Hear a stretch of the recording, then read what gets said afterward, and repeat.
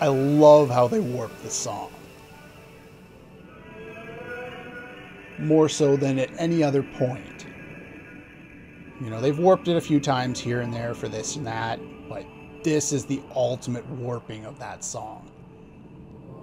And it makes sense, too.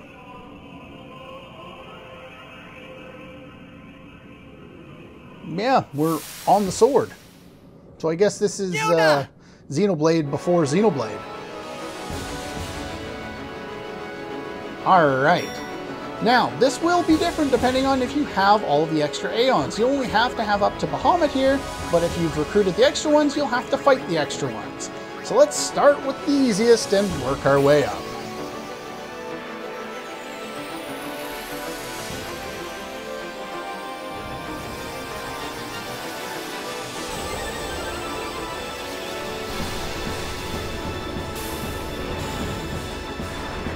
Now, the one thing that's unique about these fights is normally when you're fighting, you know, somebody's Aeons or whatever, they have however much HP they have. In this case, they are literally the same ones, the same strength, defense, HP, and everything. Which means the vast majority of these guys will die in one hit. Now, you may notice here, let's see if I, yeah, we all have permanent auto life for this battle. And, well, that seems kind of cheap and kind of easy. Well, it is, and, yeah. You don't want these Aeons to hit you, though, because, as you can see, they don't have a lot of HP. They'll die off really easily, but... Oh, he missed. But, unfortunately, they, I don't know, they do a lot of damage themselves. That's what I was trying to say. There we go. I can find words. But yeah, it's impossible to lose in this part of the battle unless you petrify yourself. Black magic. Flare. There's going to be a lot of spells because a lot of the Aeons have really high evasion innate due to the fact that Yuna has so much. But some of them, like Shiva and Yojimbo, have really, really high evasion anyway, just because those Aeons happen to have more evasion than others. Like Ixion and Ifrit have higher strength and higher defense and more HP. Bahamut's very well balanced, as is Anima. There we go. Take on Ifrit. You can see all of the different animations for launching the Aeons for the first time, unfortunately. Not that we need to see them again, since we've already seen them probably, you know, 2 or 3 times each. But they're here, so we might as well enjoy them, I guess. I would like to get haste on everybody here. I think it goes from one battle to the next, but I can't remember for sure.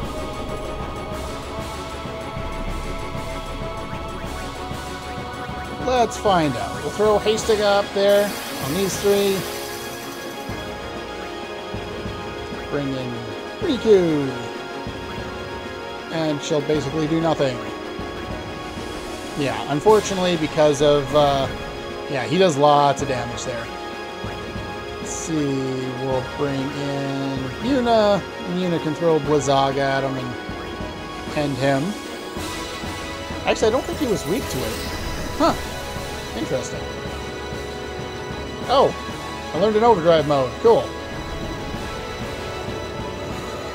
Not that I particularly need it at this point, nor will it be saved, but okay, sure, that's fine.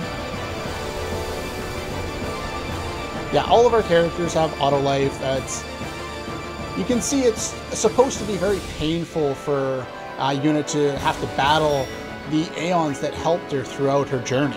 The ones that she prayed to, the faith she prayed to. She literally has to fight them all now for allies. You know, knowing that it has to be done and doing it anyway and still feeling bad about it is one thing. What they do in 10-2 is another.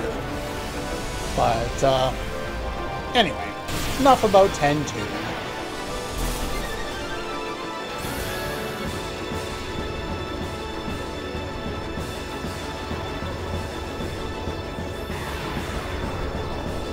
Now, I want to see if haste stays.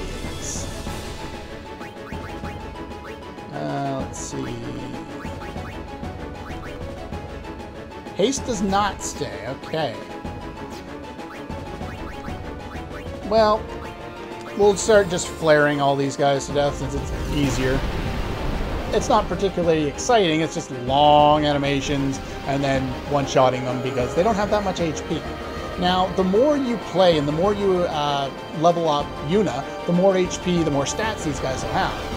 If you max out all your stats and all that stuff, you'll have a hard time being able to defeat some of these guys with normal attacks because you won't be able to hit them a lot of the time. So you'll have to rely on things like overdrives and spells and stuff like that. But the thing is, once you max out your stats, you're probably not going to be able to be using a whole lot of spells.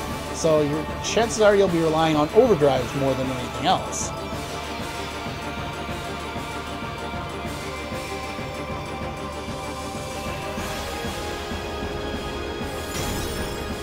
I'd like to get Riku out of the fight if I could. She's a little low on HP.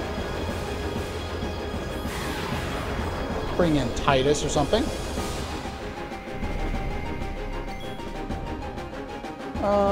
Or I could... Nope. Why don't I just heal her? And then I can get her out. Missed. Yeah, you don't need to use everybody in this fight if you don't want to. They'll build up the overdrive. I think you can still target the pagodas. Yeah, and then you're going to get another turn because they always go back to back.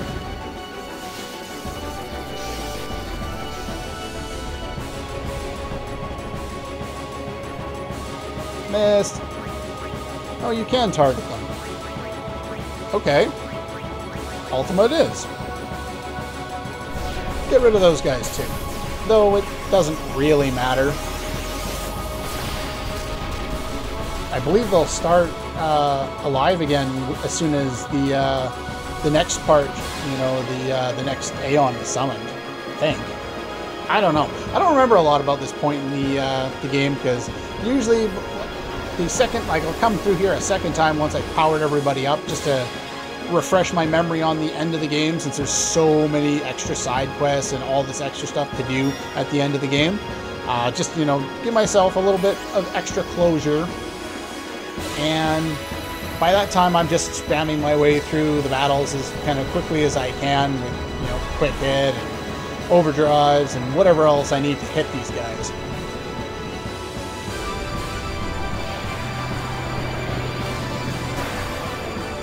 There's Bahamut.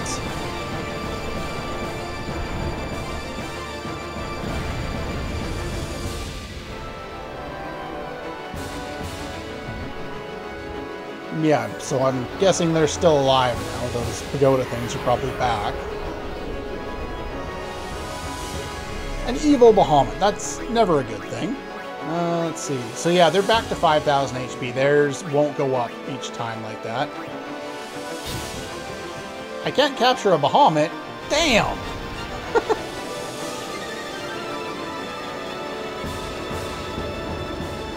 It's nice to be able to actually hit some of these guys.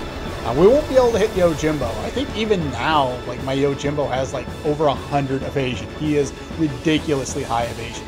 Considering you can't, you know, buff him up or anything like that, or, you know, really do anything with him since it's all, you know, up to chance. I guess that kind of makes sense. Give him, like, really high evasion so he doesn't get hit. Just don't summon him against, you know, mages. Though that is one use for him against a particularly gelatinous enemy in the monster arena.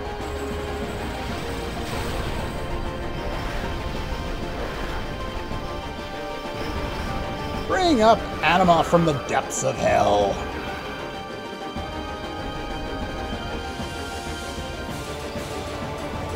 Yeah, you gotta possess somebody, don't you, buddy? You can't do anything on your own.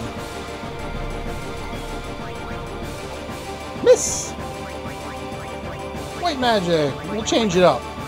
Holy.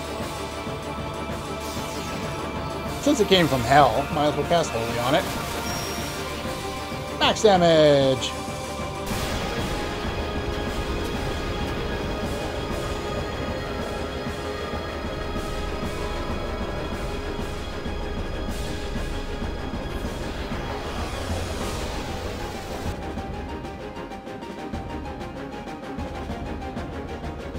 We got, what, 2 left?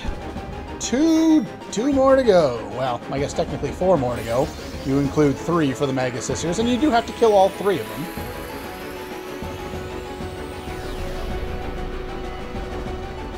Yojimbo still has my favorite animation for, you know, the full summoning. Does he get the dog? No dog! Poor Enkidu. Everybody forgets about him. If you go into the mythology behind... Oh no, there's the doggy. He is there. Good. If you go into the mythology behind Yojimbo and... or not Yojimbo.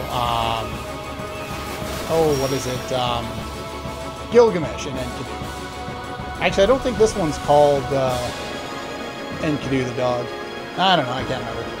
But it's kind of a reference back to that, you know, because we've had Gilgamesh in some of the other games. But yeah, Gilgamesh and Enkidu, it's, I believe it's Norse mythology. It's actually a somewhat interesting story, from what I recall. I don't remember enough of the particulars to try and repeat it all here, so I just won't bother.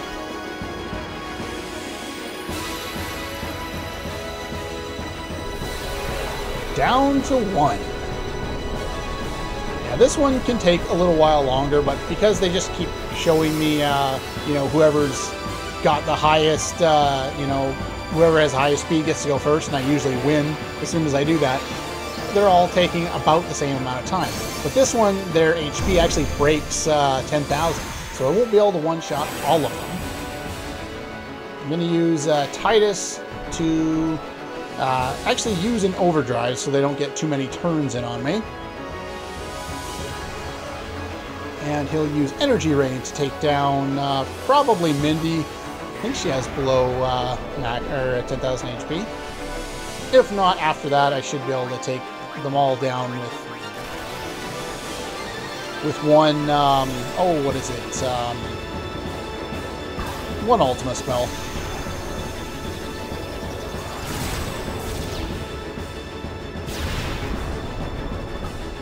Oh, I took down 2 of them. I didn't expect that. And I stopped the pagodas. Flare. I guess I could have just used normal attack with him. Oh well. And with that, we've taken down all of the Aeons.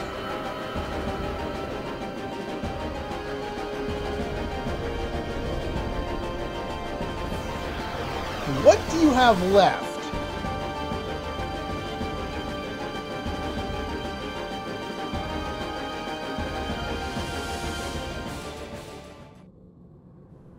Is that it? Do we win?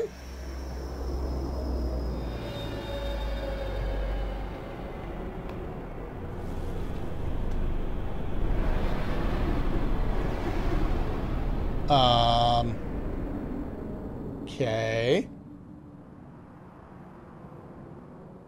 Now what? Everyone? This is the last time we fight together. Okay? Huh?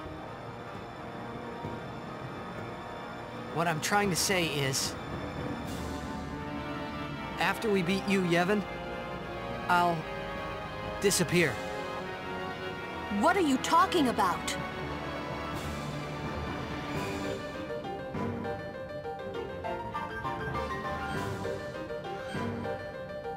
He was a bad liar, but oh well.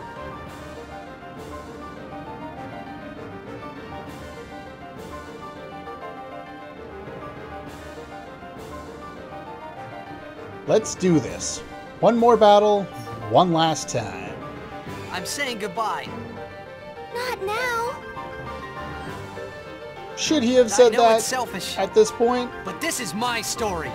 Probably not. Might make his companions fight with less enthusiasm.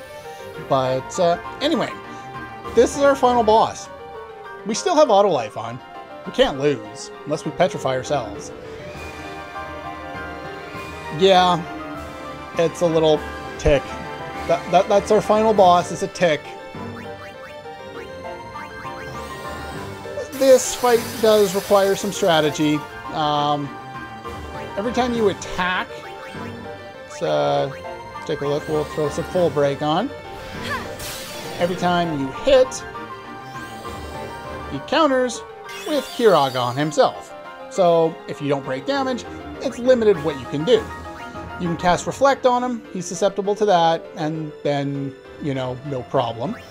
You can use Zombie on him, and then his Kiraga will damage him, and then no problem. If you don't have Zombie and you somehow don't have Reflect, there are items to equal these feats. There are also... Alright, let's bring out...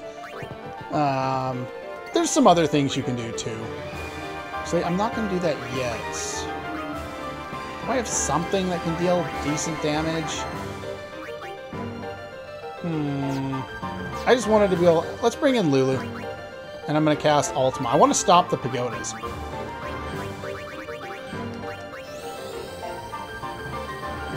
Because there is one other strategy you can use to take down the final boss, the Tech. Aren't they making like a movie or a new game for the Tech or something like that? So we stop the pagodas. Let's bring in Kimahri.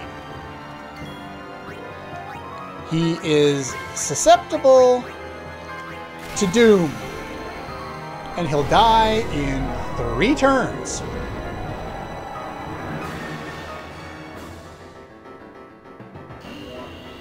Though I don't think he normally uses this on me, so maybe it's only when the pagodas are stopped or once he's in Doom. It also hits him, so, you know, really. We'll attack you. Counter with Kiraga. Does even more damage to you. Bring in Wakka. Sure. Throw a ball at him, Wakka. And inflict poison, which you can also hit him with there. And the pagodas are going to start moving again. I don't want the pagodas to activate their power wave thing, because I believe that'll reduce Doom from actually going through.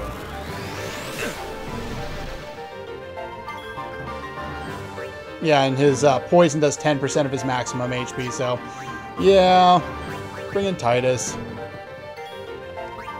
He's gonna kill himself. He's gonna kill himself. Victory! Yeah, this, it's a joke final boss. I don't know why the game decided to put him in there. To be honest, the first time I got here on my very first file, I didn't have zombie attack. I think I eventually used Reflect on him, but I wasn't thinking it at the time. So, and I didn't use poison, and I was just doing like 8,000 damage, and he would heal 655 or 6,000 every time, and it was really annoying because it was taking forever.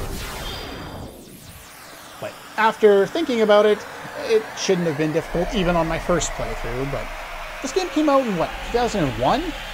I probably played it by 2002, 2003, somewhere in that range. I would have been, what, 14? Somewhere in and around there. Early teens. And we get the achievement, the Eternal Calm.